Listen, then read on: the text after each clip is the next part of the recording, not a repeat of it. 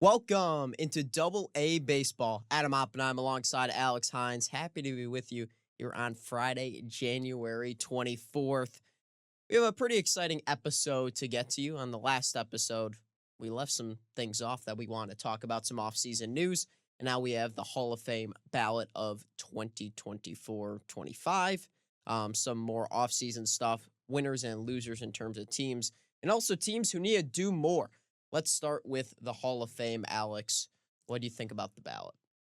Yeah, so officially now three new additions: CC Sabathia, Ichiro Suzuki, and Billy Wagner, joining Dick Allen and Dave Parker, who were inducted via the Veterans Committee. That came out about a month ago, so that's not necessarily new, but those are the five that'll be inducted, which is great. I think they were about the three you expected that were going to get in on the writers ballot this year. I think the only question mark were the two guys that just missed. We can talk about them more in a little bit, but that's Andrew Jones and Carlos Beltran.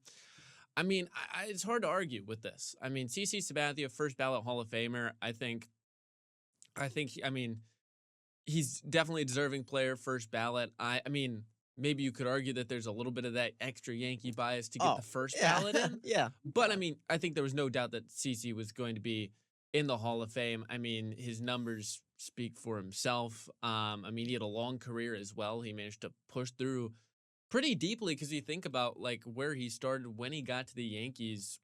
He played an extra several years than you probably would have thought. So he aged well, and I think that definitely helped him out. And just he's sort of synonymous with that era of 2000s into early 2010s. And honestly, it didn't feel like he got injured a lot either. It was impressive just how he was able to sustain everything. I totally agree with what you said. I mean, Beltran and Jones have other chances. Parker was obviously the big one. So, yeah.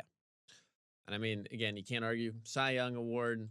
He had 251 wins, but he did have the 3,000 strikeouts, which is that other. Right. I mean, he's probably going to be, I would figure he's going to be one of the last outside of the current generational group of Scherzer, Verlander, Kershaw.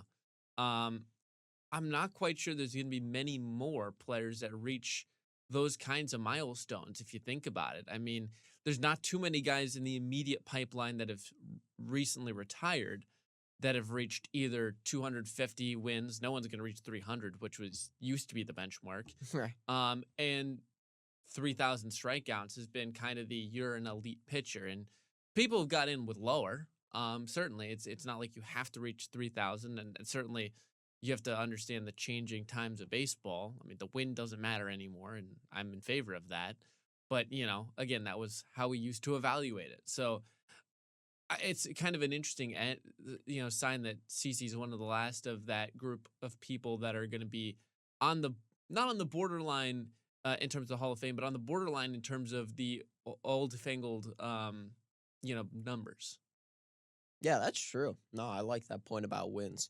It's for sure become more of a talking point to not talk about wins and how they're, not the be all end all. I mean, it's interesting when you just look at the basic numbers, but obviously with the way advanced analytics are going now, there's many other ways you can judge a pitcher. So let's move into some of our offseason talk. Alex, where do you want to start? There were a few moves we didn't cover since last time. Yeah, so I mean, I think there's four main ones that stick out to me. Anthony Santander, a 4-year, $92 million deal with Toronto. Finally, the Jays do something. Right. They needed to make a move. I mean, for years they were just doing nothing, and then it was like at the bottom of their lineup was bad. I mean, it still is pretty bad for the most part, but you finally spend money. I mean, the Jays have been in discussions for the big names, or at least in the top 5. I mean, that's what they were for Soto, supposedly. Well, I've been saying this for a little while. They've been leading the league in interest for the last 3 years. I mean, they've been, just right on the precipice. If the reports are to be believed, oh, Shohei Ohtani's on a plane there. No, he's not. He's one of the they're one of the finalists for. I think they were originally going to be a finalist for Roki Sasaki, who we'll talk about in a second. No, he's not. They've been so close yet so far, and it's just been kind of I mean, it's been a mess of a front office, to be honest, with Ross Atkins and crew. And it seems probably weird having a guy who's a Cubs fan be so vehemently against the Blue Jays front office. But man, they for a team that's supposed to be able to compete, that's not a major American market, but it is Toronto. It is Canada. It's Canada's market, basically. Um, and Toronto, big city, it's a place you'd want to go to, and they really haven't done much. It's been rather disappointing. I mean, you really haven't had much since the old Joey Bats and Edwin days. I mean, sure they've had teams that have been all right, but I mean Solid Vlad 80 hasn't win teams. right. Vlad hasn't really gotten you very far in the And postseason. he And was great last year. exactly, One of the most underrated seasons, I and you've think. not really supplemented with you. I couldn't tell you the last time I've looked at the Jays outside of that one flash in the pan of Robbie Ray and Kevin Gosman had a little bit of a good time, but I couldn't tell you the last time I've been like, man, this Jays rotation as a whole is impressive to me, and it still isn't. So they've got work to do. Yeah, and I mean, they made a move. We're applauding them for that, but certainly they could do a little more. Let's talk about Jerks and Profar. This news just broke. I think it was yesterday. Yeah. Um, Braves making a move. I mean, their season was really derailed last year by injuries along the pitching staff and their hitters as well. So I think it's a good move for the Braves. They want to stay in contention. Obviously, they haven't paid a ton of people since they start handing out those large contracts that look really good right now, some of those long deals, because they just got ahead of the curve on everyone in the MLB. Yeah, and I mean this just strengthens a strength already of the Braves. I mean the offense was always going to be good if they were healthy. I mean Matt Olson had a really bad year last year by his standards, and Yeah. you don't expect that to stay the same. Sean Murphy was hurt, and even though he's not necessarily the offensive juggernaut, It was good the year before. he's still a good offensive catcher. And you throw in the fact you get Acuna back. I mean, come on, Yeah. you're bringing back a guy that, assuming his knees stay healthy, you're going to get one of the best players in all of baseball. Yeah, top 5 for sure. So at that point, you got to say this is a great just addition to shore things up, because again, worst case scenario, now, Profar, you bring in a guy who, 24 homers last year, almost a 4 WAR player, and he's a supplementary piece. He's not being the guy. He's not being signed by a team where he needs to be a major contributor. They've got those guys. So, he's just on the side. He's really useful. And again, though, I will say, and maybe this is bleeding into our later segment about, good, bad, and need to do more. The pitching is where the questions are going to be. So the Braves, I think, have always found out ways to make their offense click. It's the pitching that needs to find health. Yeah, absolutely. Let's talk about Roki Sasaki. Of course, the Dodgers have another signing. Let's just talk about Roki, obviously, specifically, but the Dodgers, what you've thought about everyone's reaction to them spending. I'm going to stand by the same statement that I've had for a while, which was, I mean, you can complain all you want, but the fact is what the Dodgers are doing is not wrong. It's not cheating the game of baseball. The fact of the matter is your team, whatever team that may be, your team could be spending money right now. And I want to use the perfect example that of Tom Ricketts, who walked himself right into this one. I mean, he didn't need to do this. He perfectly found fodder for fan bases to say, man, what are our owners doing? Tom Ricketts basically came out and said our goal is to break even, and that fans don't know anything about the money and everything, and it's not a great look, Tom. But fact of the matter is, you're owner. I don't care if you're LA. I don't care if you're Steve Cohen's bottomless checkbook, or if you're in Colorado or Sacramento or wherever. You have the money. These aren't some, second-rate, millionaire owners. These are billionaires we're talking about here. I mean, the fact that we're complaining about this is just a problem with the way that we view baseball, I think, at times. Just like this, it's a business, but at some point, teams that care are going to take advantage of the fact that no one else does, and we can't really blame the Dodgers for that, can we? Yeah. No, it happens in every sport, really. But I mean, the focus right now is on in the MLB because they've got all the top guys. I mean, except Soto. But yeah, it's about spending. I mean, these billionaires, like you mentioned, they're not gonna go poor. Like it's not gonna happen. No matter how much they spend. Oh, we're not breaking even. Whatever. When do you see a team ever like run out of money besides like a salary cap, which is not running out of money? That's what's designed to make it like more even. I mean, the Dodgers are just taking advantage of, like you mentioned, other teams not spending, and I honestly can't believe it's a discussion all over Twitter and X about, oh, the Dodgers spending this amount of money. Oh, my team offered him the same thing. Well, offer him what, 5 million more? What is that going to do to one of these owners? Oh, you get to watch, you know, another 3-4 WAR player. Like, oh, shame. Our ballparks still aren't going to be filled. Like, a lot of these ballparks are getting filled. When you talk about, especially the big games. Like, we're not. Yeah. I'm not even talking about like the smaller teams like the Rockies. The bigger teams don't. The Red Sox don't want to spend. I mean, the Yankees have been hesitant to spend at times, but they're probably a bad example.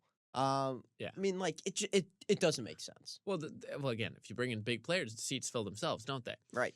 And even if you look at it on one of my favorite quotes, and this is on a player by player basis, if you pay the market value, offer the market value, you're going to finish third on every free agent. That was Andrew Friedman saying that, the current president of baseball ops for the Dodgers. See, and this wasn't new. This was a quote from years and years ago. That may have even been pre-Dodgers. That just tells you all you need to know.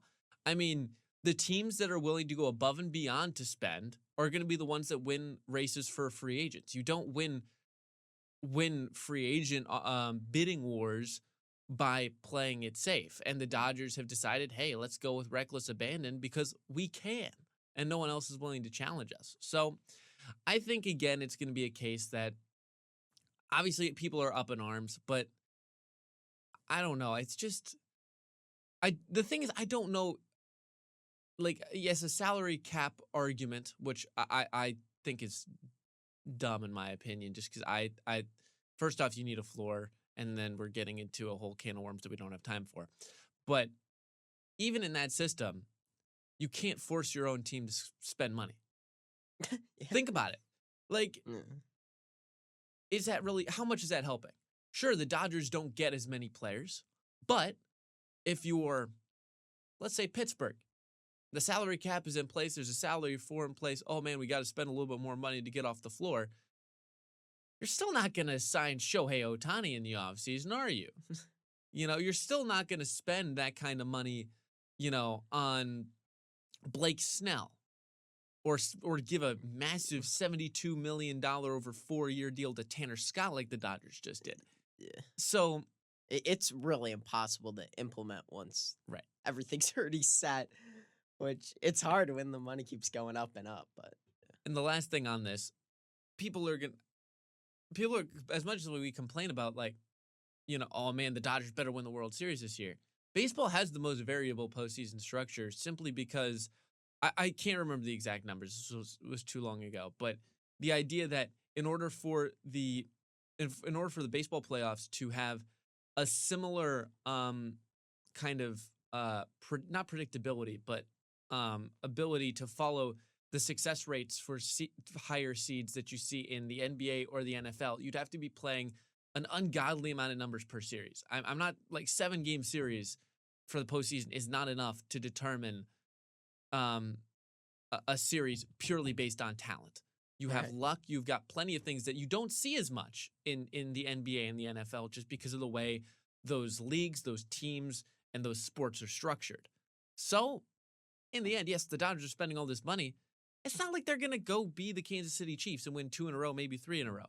they're gonna stumble. They're not gonna win 162 games. There's not even a guarantee they're gonna win the World Series this year. And they're certainly not going to go undefeated in the postseason. I Oh mean, yeah. it's ridiculous thoughts, floating around. You already mentioned Tanner Scott. That was a good signing for them as well. I think it's time to move on. I would agree. I think I've had enough ranting. I'm gonna lose my voice. Yeah, you're already partially losing it. Let's talk about some of the teams that have done well this offseason. You just toss one out there. Maybe we'll discuss it, and then I'll toss a team back.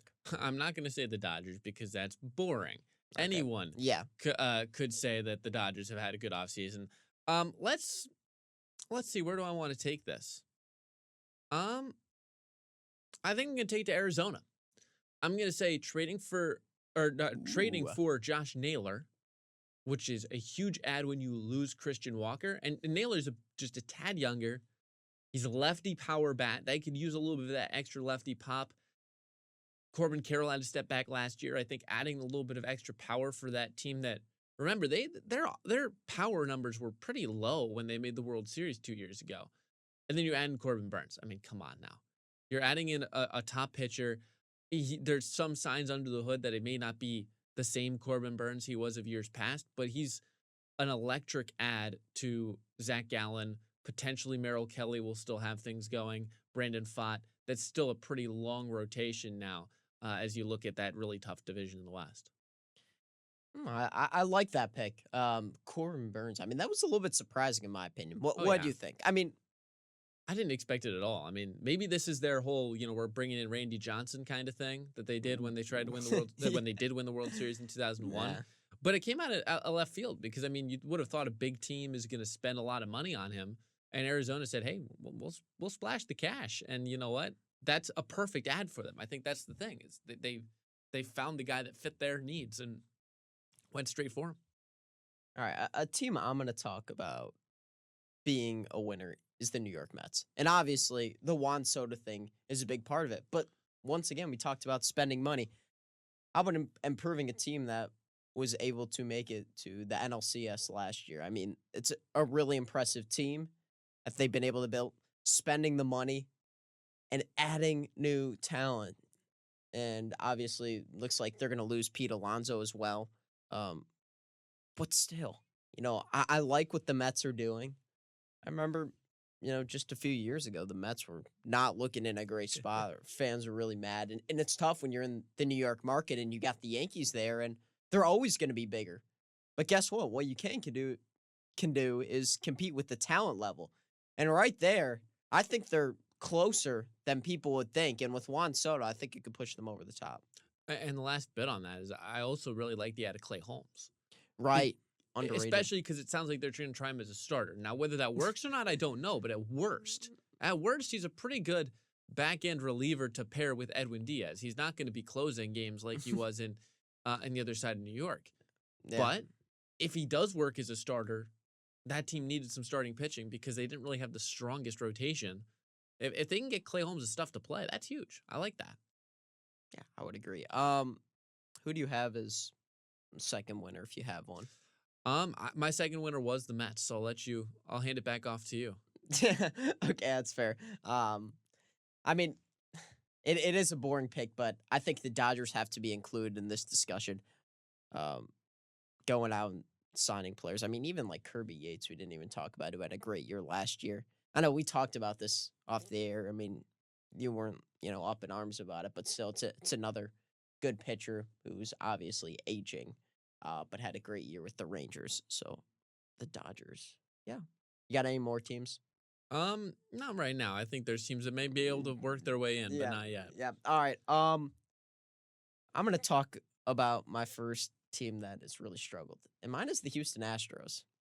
Um, Maybe a surprise to some because they actually did make moves, signing Christian Walker, especially, and Isak Paredes. They got in a trade from the Cubs, but they also gave up Kyle Tucker, and they're going to lose Alex Bregman.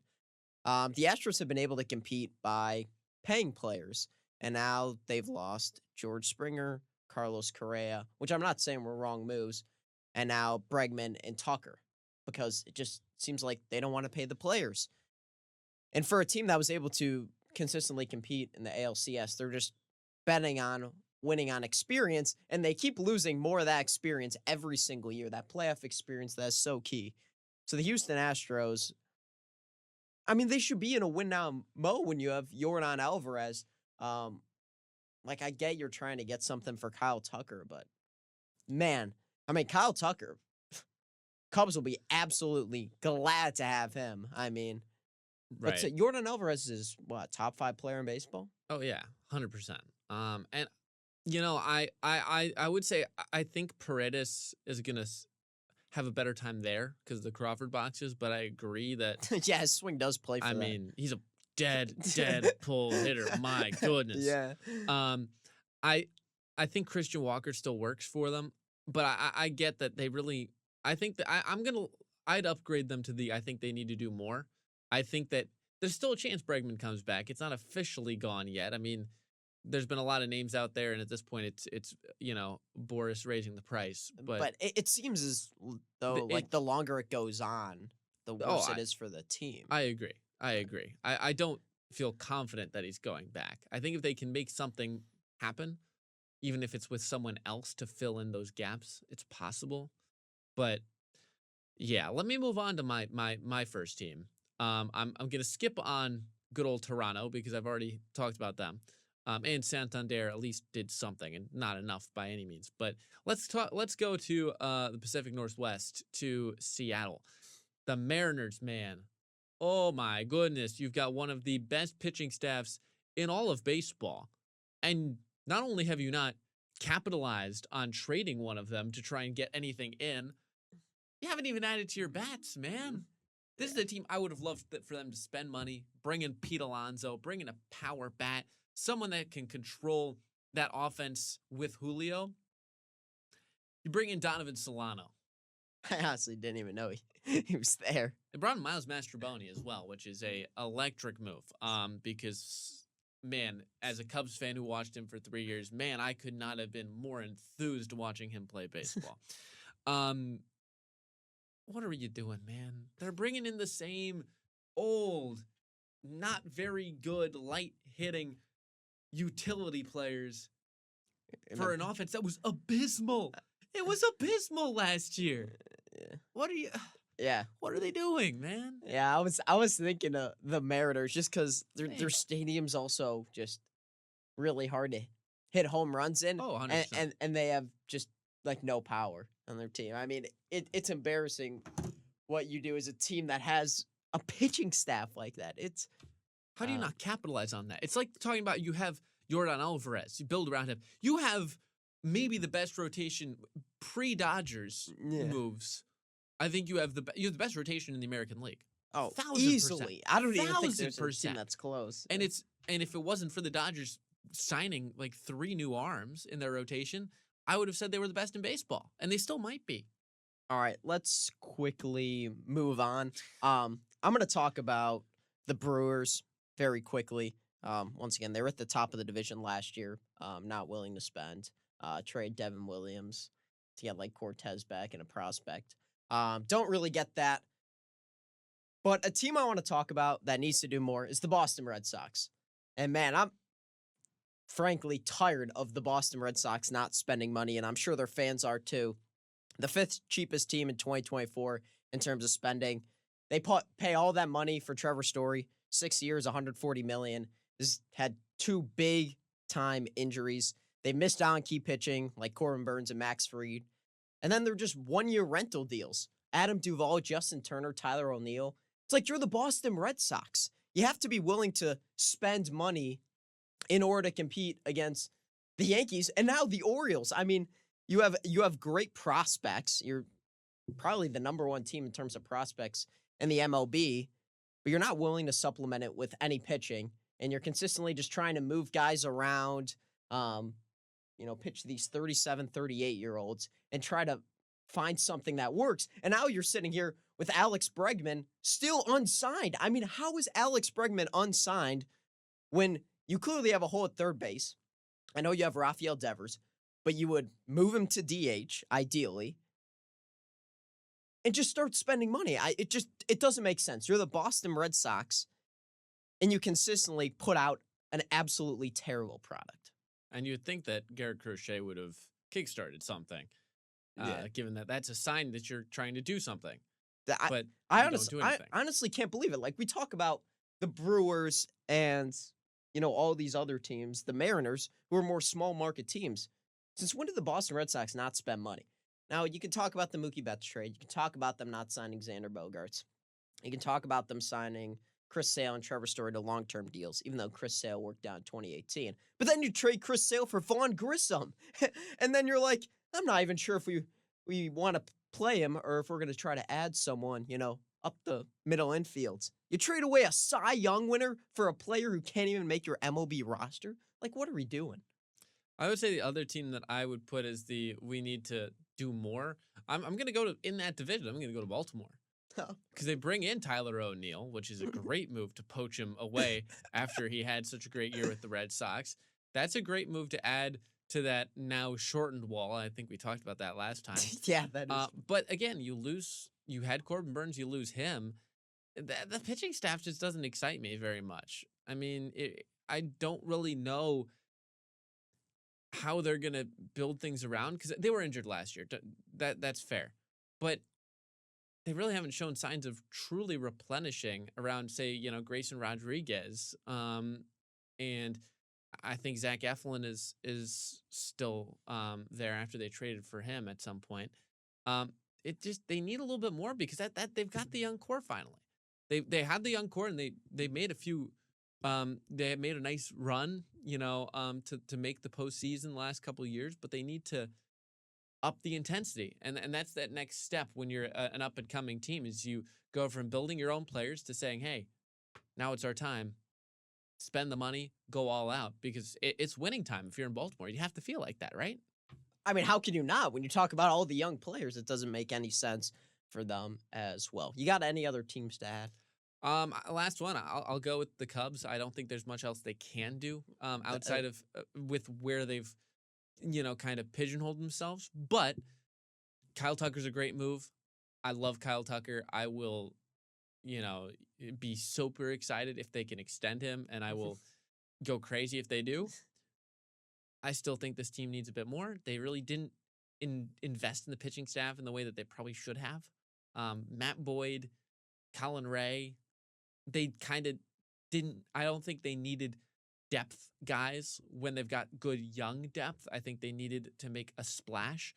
And other than that, the bullpen, they still haven't really made many bullpen signings, and they're kind of stuck at the portion of the year where all the big fish are out of the sea, and you're hoping to trade for like a Ryan Presley or sign some other rather old guy. So I'd put them out there as well as a team that just needs to find that intensity because there's not many free agents left. Yeah, we'll see if they can pick up some of those small fish along with some of the other teams. That's going to wrap it up here on Double A Baseball. Thank you so much for tuning in. For my partner, Alex Hines, I'm Adam Oppenheim. We'll see you next time on Double A Baseball.